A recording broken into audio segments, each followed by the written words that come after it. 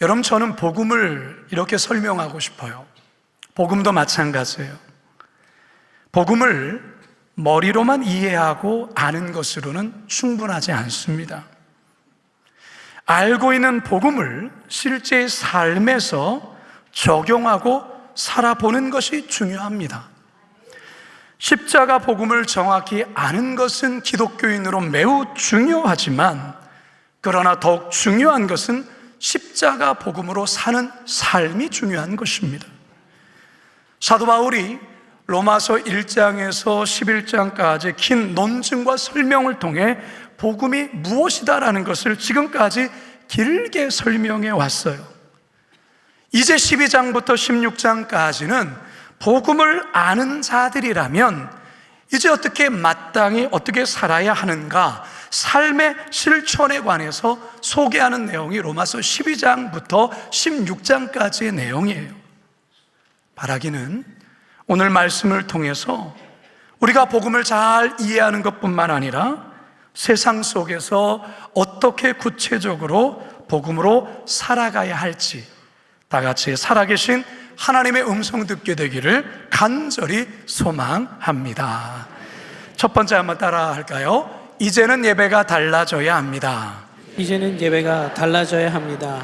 사도 바울이 로마서를 기록할 당시만 해도 유대 땅 예루살렘에는 아주 웅장하고 멋진 헤롯 성전이 있었습니다.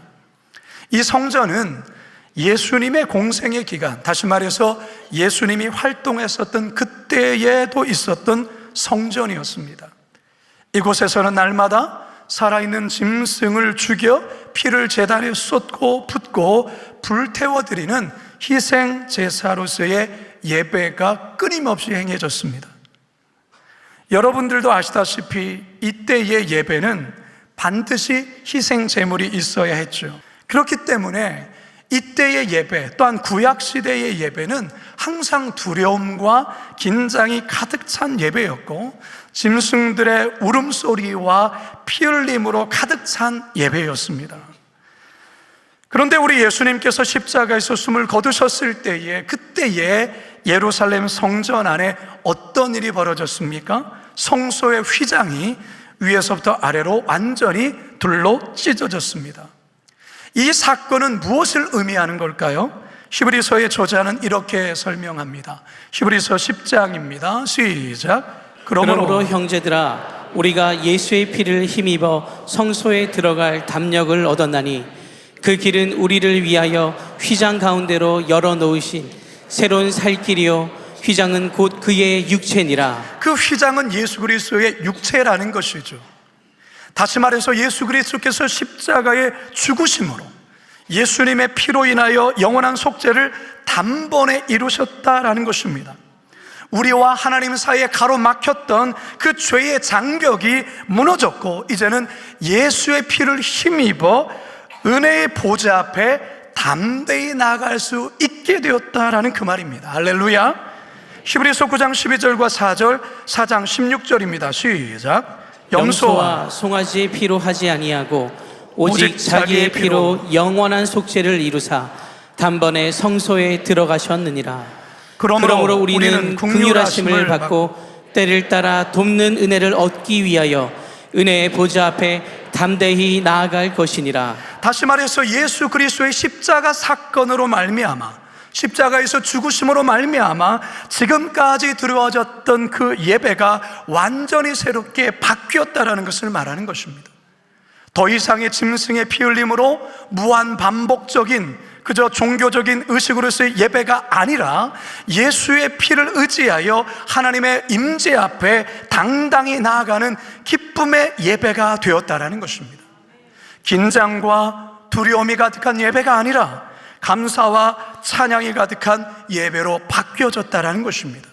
따라서 예수 그리스도의 피로 인해 주어진 이 예배의 변화 속에 이제 우리 그리스도인들이 마땅히, 복음을 아는 자들이 마땅히 드려야 될 예배가 어떤 것인가, 그것을 사도 바울은 이제 로마서 12장을 시작하며 이렇게 이야기하는 것입니다. 로마서 12장 1절입니다. 시작. 그러므로 형제들아, 내가 하나님의 모든 자비하심으로 너희를 권하노니 너희 몸을 하나님이 기뻐하시는 거룩한 산 제물로 드리라. 이는 너희가 드릴 영적 예배니라. 이 말씀에 보면 예배자 자신의 몸을 하나님이 기뻐하시는 거룩한 산 제물로 드리라 이렇게 말하고 있습니다. 여기서의 몸으로 번역하고 있는 헬라어는 소마인데요, 육체, 몸을 말하지만 전 인격으로서의 몸을 말하는 거예요. 그래서 너의 몸을 드려라 라는 이 구절을 너의 전 존재를, 너 자신을, 너의 삶을 드려라 로 번역할 수 있는 것입니다. 여러분, 앞에서의 구약의 제사는 살아있는 짐승을 죽여서 드리는 희생제사, 희생예배라고 했습니다. 그런데 바울은 이제는 산제물로 드리라는 것입니다. 왜 산제물일까? 예수님께서 이미 십자가에서 자신의 몸을 드려 죽으셨기에, 그리고 원한 속죄를, 구원을 단번에 이루셨기에 이제는 더 이상 동물을 죽여서 제사를 드릴 필요가 없다라는 것입니다. 이제 하나님이 우리에게 원하시는 제사 예배란 살아있는 우리의 몸과 우리의 전 인격, 그리고 우리의 삶을 예배로 받기를 원하신다라는 것입니다. 따라서 우리의 몸이 죄에 찌든 몸이 되어서는 안 되는 거예요. 우리의 몸이 음란과 불의와 불순종과 거짓말과 미움과 다툼과 온갖 욕설과 비난으로 가득한 몸으로 들여서는 안 된다라는 것이죠. 거룩하게 구별되어진 여러분의 삶을 주님께서 예배로 받기를 원하신다라는 거예요. 그게 바로 영적인 예배요, 합당한 예배라 말하는 것입니다. 따라서 여러분의 예배를 한번 점검해 보셔야 됩니다. 여러분, 우리가 예배에 있어서 참 중요한 것은 우리의 몸이 예배하는 자리에 있어야 합니다. 지금 여러분처럼 말이죠, 예배 자리에 몸이 있어야 하는 거예요. 예배 자리에 여러분의 몸이 있지 아니하면 하나님 기뻐하지 않습니다. 물론 몸만 있으면 안 되겠죠. 앞에서 소마라는 단어의 뜻이 우리의 몸을 가리키지만 우리의 전 인격, 우리의 전 존재, 그것을 말한다고 했습니다. 다시 말해서 우리의 마음과 우리의 인격과 우리의 중심을 다해 몸과 함께 하나님께 예배드려야 된다는 것입니다. 예배의 자리를 여러분 소중히 여기십시오. 최선의 예배, 최상의 예배를 여러분 드리려고 애를 쓰십시오. 이 한 시간 예배를 위해서 우리는 이 한 주간 우리의 일상에서의, 우리의 사회에서의, 우리의 가정에서의 이 한 주간을 잘 살아야 되는 거예요. 정결하게 살아야 되는 거예요. 이 한 주 드리는 예배를 위해 남은 한 주의 시간을, 이 예배 시간을 기대하며 설레는 마음으로 살아야 된다는 거예요.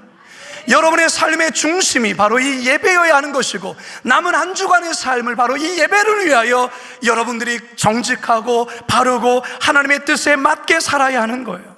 예배 때는 찬양과 함께 힘을 다해 찬양하고, 기도자의 기도에 큰 소리로 아멘으로 화답하고, 오늘 나에게 주실 말씀은 어떤 말씀일까 기대하며 설교에 경청하고, 설교를 통해 주신 은혜의 말씀을 한 주 내내 되뇌이며 살아내는 것이에요. 직장에서는 하나님께 예배하는 마음으로 동료들과 대화를 하고 절대 뒷담화하지 않고, 직장 상사를 대하고 또한 고객을 맞이하는 거예요. 주님을 섬기는 마음으로 주어진 일을 최선을 다해 성실하게 다하고, 업무 처리도 다른 사람보다 더 열심히, 더 땀을 흘리며 일하는 거예요. 이것이 삶으로 드리는 예배예요. 여러분의 예배를 그저 일요일 날 요 한 시간 나와서 드리는 예배를 예배가 다라고 생각하면 여러분은 예배를 모르는 사람이에요. 여러분의 삶의 예배가 드려져야 되는 거예요.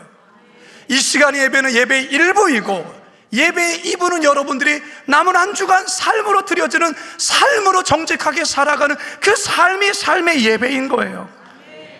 사랑하는 성도 여러분, 바라기는 복음을 아는 자들로, 그리고 온전히 변화된 예배자로 이제는 살아가기를 간절히 소망합니다. 두 번째 따라 합시다. 이제는 변화된 마음으로 살아야 합니다. 이제는 변화된 마음으로 살아야 합니다. 옛 속담에 천길 물속은 알아도 한길 사람 속은 모른다라는 말이 있어요. 사람 마음이 그렇다라는 거예요. 사람 마음 잘 몰라요. 나도 몰라요. 우리 자신도 자신의 마음이 어떤지 잘 모릅니다. 예레미야 선지자는 인간의 마음에 관해서 이렇게 말을 해요. 예레미야서 17장 9절입니다. 시작. 만물보다 거짓되고 심히 부패한 것은 마음이라 누가 능히 이를 알리이오마는. 우리의 마음이 만물의 그 어떤 것보다 거짓되고 심히 부패해 있다라는 거예요. 우리 예수님께서도 사람의 마음에 대하여, 사람의 마음 속에 담겨 있는 것들이 얼마나 추하고 더러운지에 대해서 이렇게 말씀을 하셨어요. 마태복음 15장입니다. 시작. 입에서 나오는 것들은 마음에서 나오나니 이것이야말로 사람을 더럽게 하느니라. 마음에서 나오는 것은 악한 생각과 살인과 간음과 음란과 도둑질과 거짓 증언과 비방이니 이런 것들이 사람을 더럽게 하는 것이요. 우리의 마음의 상태가 그렇다라는 거예요. 그래서 우리가 마음을 잘 지킨다라는 것은 생명을 지키는 것처럼 중요합니다. 잠언 4장 23절 시작. 모든 지킬 만한 것 중에 더욱 내 마음을 지키라. 생명의 근원이 이에서 남이니라. 마음을 지킨다라는 것은 마음의 청결함을 유지하는 거예요. 마음의 깨끗함을 지키는 거예요. 여러분들이 집에 가면 습관적으로 세면대 가서 손을 씻잖아요. 여러분들이 화장실에서 볼일을 보고 나오면 습관적으로 손을 씻잖아요. 그것처럼 마음을 깨끗이 해야 되는 거예요. 예수님께서 산상순의 팔복에서 마음이 깨끗한 자, 청결한 자는 복이 있는데 그 복이 어떤 복이냐? 하나님을 보게 될 것이라 말씀하십니다. 마태복음 5장 8절입니다. 시작. 마음이 청결한 자는 복이 있나니 그들이 하나님을 볼 것이며. 그렇다면 여러분, 여러분의 마음은 깨끗하십니까? 여러분의 마음은 맑고 청명하십니까? 여러분의 마음은 늘 잘 지키십니까? 사실 우리의 마음은 흰색 와이셔츠처럼 하루를 살고 와서 보면 자신도 모르게 때가 타 있고 더러워진 모습, 그런 더러워진 모습일 때가 많아요. 이렇게 되는 이유가 있습니다. 우리가 사는 세상, 우리가 부딪히며 살아가는 이 세상은 죄악으로 가득한 세상이기 때문에 그렇습니다. 요한일서 2장 16절 상반절입니다. 시작. 이는 세상에 있는 모든 것이 육신의 정욕과 안목의 정욕과 이생의 자랑이니. 여기에 우리 그리스도인들도 알게 모르게 영향을 받는 거예요. 육신의 정욕과 안목의 정욕과 이생의 자랑이라는 이러한 특징을 가지고 있는 세상 속에 알게 모르게 영향을 받는 거예요. 자신도 모르게 마음이 더러워지는 거죠. 나도 모르게 우리의 마음속에 돈이 하나님처럼 앉아 있어요. 권력이 하나님처럼 앉아 있어요. 세상의 명예와 쾌락을 하나님처럼 섬기고 있다, 그런 말이죠. 바울은 이러한 세상 풍조 속에서 복음을 아는 자로 어떻게 살아야 하는가? 바울은 이렇게 명령을 합니다. 우리 2절 상반절입니다. 시작. 너희는 이 세대를 본받지 말고. 먼저는 바울이 이런 세대를 본받으면 안 된다라고 말하고 있어요. 본받지 말라라는 것이죠. 이 세대에 무엇을 본받지 말라는 것입니까? 방금 전에 요한일서의 말씀에처럼 육신의 정욕과 안목의 정욕과 이생의 자랑으로 되어진 그 모든 것을 본받지 말라라는 거예요. 이런 것들이 하나님으로부터 온 것이 아니라, 하나님으로부터 나온 것이 아니라 자기 중심적이고 자기 만족에 기인되어진 그 모든 것이라는 것이죠. 그러면서 바울은 이러한 세상 속에서 우리 그리스도인이, 복음을 아는 그리스도인이 적극적으로 취해야 될 태도에 대하여 명령을 합니다. 2절 중반절이죠. 시작. 오직 마음을 새롭게 함으로 변화를 받아. 세대를 본받지 말라는 것과 마음을 새롭게 함으로 변화를 받으라는 것은 서로 연결이 되어 있어요. 먼저는 마음을 새롭게 하라는 것이죠. 육신의 정욕, 안목의 정욕, 이생의 자랑으로 영향을 받은 우리의 내면의 그 죄악된 마음이 새로워져야 된다라는 거예요. 그러면 어떻게 이 마음을 새로워질 수 있게 할 수 있을까? 독한 마음을 품고 나는 이제부터 새로워질 거야 결심하고 그렇게 살면 됩니까? 아예 그냥 세상과 단절해서 산속에 들어가서 살면 우리의 마음이 새로워집니까? 아니요, 그렇게 되는 게 아니에요. 우리는 세상 속에 살아가야 돼요. 우리는 직장도 다녀야 되고 학교도 다녀야 되고 사회생활도 해야 돼요. 그런 세상 속에서 우리의 마음을 새롭게 함으로 변화를 받아야 된다라는 것인데, 이걸 어떻게 해야 되는가? 이 변화를 받으라 라고 사도 바울이 말하고 있는데요, 이게 그 문법과 시제를 보면 현재 수동태 명령형이에요. 이 말이 뭐냐면 변화를 받으라는 것이 일시적인 것이 아닌 계속적이어야 된다는 것이고요, 변화를 받는 것이 어떤 자신의 스스로에 의해서가 아니라 타자에 의해 변화받는 것을 말하는 거예요. 더 쉽게 말하면 이것은 성령께서 우리의 인격 내부에 오셔서 변화를 일으켜 주시고, 또한 일회적인 것이 아닌 단 한 번의 것이 아닌 날마다 계속적으로 반복적으로 일어나야 된다라는 거예요. 그러면 우리의 마음이 새롭게 변화된다라는 거예요. 더 쉽게 표현하면 성령 충만 받으라 그 말이에요. 성령 충만. 나의 의지와 나의 노력만으로는 안 된다라는 거예요. 나의 결심만으로 안 된다라는 거예요. 성령께서 우리를 사로잡으셔서 하나님께서 기뻐하시는 것이 무엇인지를 깨닫고 세상의 죄악과 때로는 싸우면서 때로는 애를 쓰면서 성령 안에 우리가 거할 때 우리의 마음이 새로워지게 되는 거예요. 그래서 육신의 정욕, 안목의 정욕, 이생의 장으로 충만한 이 세상 속에서 새롭게 마음이 변화되어 새로운 가치관 속에 능력 있게 살아갈 수 있다는 거예요. 이게 바로 복음의 능력입니다.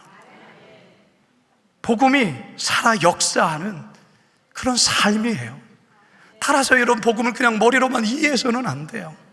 여러분의 삶에서 그것을 실천해 보셔야 되고, 그걸 살아내셔야 되는 것이고, 그걸 경험하셔야 되는 것이고, 그 능력으로 살아야 되는 것입니다.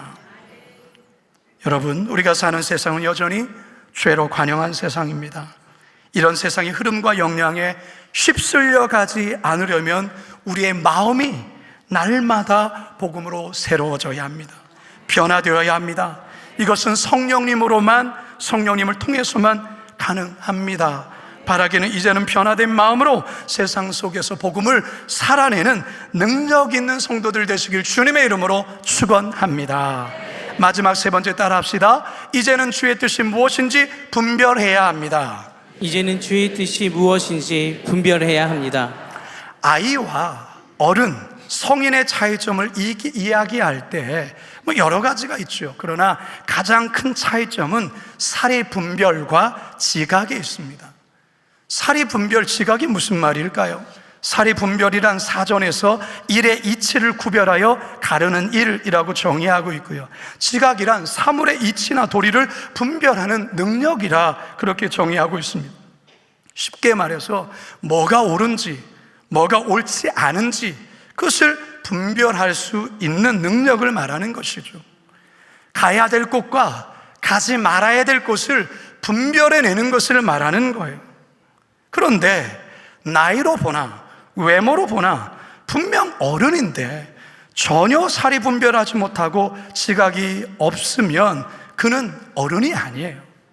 몸만 어른이고 그냥 애예요. 그래서 그런들을 볼 때에 그런 말 하지 않습니까? 아유, 나이 헛먹었다, 여전히 철없다, 이렇게 이야기하지 않습니까? 신앙적인 면도 마찬가지예요. 신앙적인 면도 아무리 신앙 연수가 많고 교회를 오랫동안 다녔고 기독교 집안 3, 4대이고 목사인, 저처럼 목사이고 장로라 해도 하나님의 뜻에 대한 사리 분별과 지각이 없으면 그는 영적으로 어른이 아닌 영적인 애라는 거예요. 그래서 바울은 에베소 교인을 향해서 이렇게 권면하죠. 에베소서 4장 14절입니다. 시작. 이는 우리가 이제부터 어린아이가 되지 아니하여 사람의 속임수와 간사한 유혹에 빠져 온갖 교훈의 풍조에 밀려 요동하지 않게 하려 함이라. 아이들의 특징은 쉽게 속는다라는 거예요. 유괴범이 뭐 사주면서 엄마가 너 부르라고 했으면 그냥 생각 없이 졸졸졸졸 따라다니는 거예요. 아이들에게는 아이들의 특징이 자꾸 쉽게 속이고 쉽게 유혹에 빠지고 이렇게 요동하는 그런 자라는 것이죠.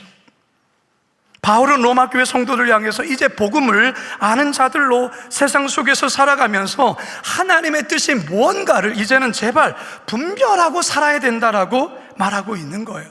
로마서 12장 2절 하반절 시작. 하나님이 선하시고 기뻐하시고 온전하신 뜻이 무엇인지 분별하도록 하라. 하나님이 기뻐하시고 하나님이 선하게 여기시고 기뻐하시고 온전하신 뜻이 뭔지를 좀 분별하면서 살라는 거예요. 그리고 분별할 뿐만 아니라 그것을 선택할 수 있는 용기를 가지라고 말하는 것이죠. 사랑하는 성도 여러분, 여러분들이 이제 신앙적으로 어린 아이가 아니라 성인이라면 하나님의 선하고 기뻐하시고 온전하신 뜻이 무엇인지를 분별할 뿐만 아니라 그것을 선택하는, 결단하는 용기가 있어야 하는 것입니다. 더불어서 여러분, 지금 당장의 고난이나 눈앞의 어려움 때문에 불평과 원망으로 분별력을 잃거나 마음의 감사와 기쁨을 잃어버려서는 안 돼요. 하나님이 여러분을 향한 생각은 결코 재앙이 아닙니다. 하나님이 여러분의 미래, 장래에 소망을 주시려고 하는 거예요. 예레미야 29장 11절입니다. 시작. 여호와의 말씀이니라. 너희를 향한 나의 생각을 내가 아나니 평안이요 재앙이 아니니라. 너희에게 미래와 희망을 주는 것이니라. 이제 저는 말씀을 마치려고 합니다. 여러분 복음을 잘 아십니까? 왜 이렇게 대답이 할까 말까 자꾸 눈치를 보십니까? 여러분 복음을 잘 아십니까? 잘 아셔야 돼요. 여러분 11장까지 우리가 가르쳐 드렸잖아요. 잘 아셔야죠. 네, 여러분 세상은 여러분들이 복음을 잘 안다고 그런 자를 주목하거나 두려워하지 않습니다. 세상은 복음을 삶에서 그대로 살아내는 자를 주목하고 두려워합니다. 복음을 알지 못해서가 아니에요. 알아요. 하지만 아는 대로 살지 않기 때문에 그러는 거예요. 알지만 하나님의 말씀 그대로를 신뢰하지 않기 때문에 그래요. 말씀은 말씀이고 내 삶은 내 삶이고 그렇기 때문에 역사가 없는 거예요. 이것은 마치 자동 제세 동기가 옆에 있고 작동 원리도 알지만 실제로 사용해보지 않았기 때문에 심정지 환자 앞에서 쩔쩔매며 두려워하는 자와 똑같은 거예요. 아는 것만으로는 안 돼요. 실제로 그것을 사용해봐야 할 수 있는 것이고 그것을 통하여서 죽어가는 사람을 살려낼 수 있는 거예요. 아는 것만으로는 안 돼요. 아무리 알아봤자 소용이 없어요.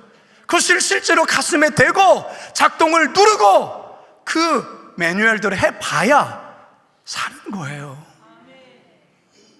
사랑하는 성도 여러분, 오늘부터 시작된 로마서 12장은 복음을 알았다면 이제는 삶에서 복음을 어떻게 살아가야 하는가 구체적으로 알려주는 말씀이 이제 12장부터 16장까지 진행이 되는 겁니다. 바라기는 이제 복음을 아는 자로서 우리의 예배가 달라지고 우리의 마음이 달라지고 주의 선한 뜻이 무엇인지를 분별함으로 우리의 삶에서의 복음의 능력으로 힘있게 살아가시길 주님의 이름으로 축원합니다.